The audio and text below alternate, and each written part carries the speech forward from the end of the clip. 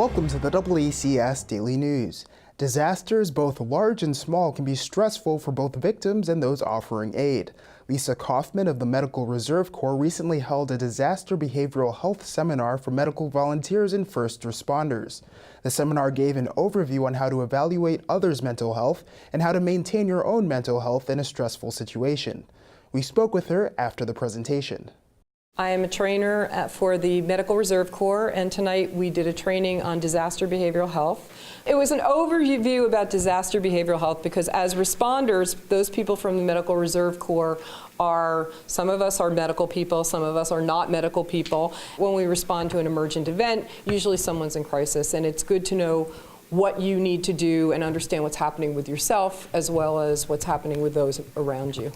And no one who sees a disaster, even if you're responding, if you haven't lost your house or you have by a flood or a volcano or whatever it is, you're affected by what's going on around you. You're affected by the disaster itself because you're witnessing it even on TV.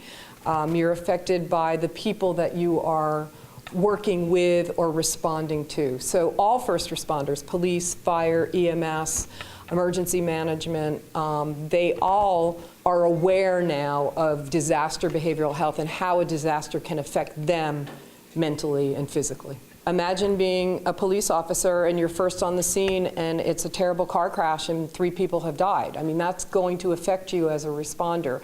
As a medical reserve person, you're responding to somebody who maybe has lost their home or they've been temporarily displaced. And I don't know if you've ever been in a shelter, but being in a shelter can be traumatic, just even if it's for a short period of time. So I think that people think that the responders aren't affected by what's going on because it hasn't personally affected them, like I haven't lost my house. However, I'm working with you and you've lost your house and I'm focusing on you and how the stories and what's going on with the other people and how the disaster has affected them, you know, it seeps in and it affects you personally. What we were talking about tonight is disaster behavioral health, which is behavioral health and response in the immediate aftermath of an event. We're not talking about 6 months down the road, 2 years down the road. I think teaching people how to respond or what to expect is only going to help the people that they are responding to in a disaster. That's it for today's update. For DoubleACS News, I'm Austin Ricketts.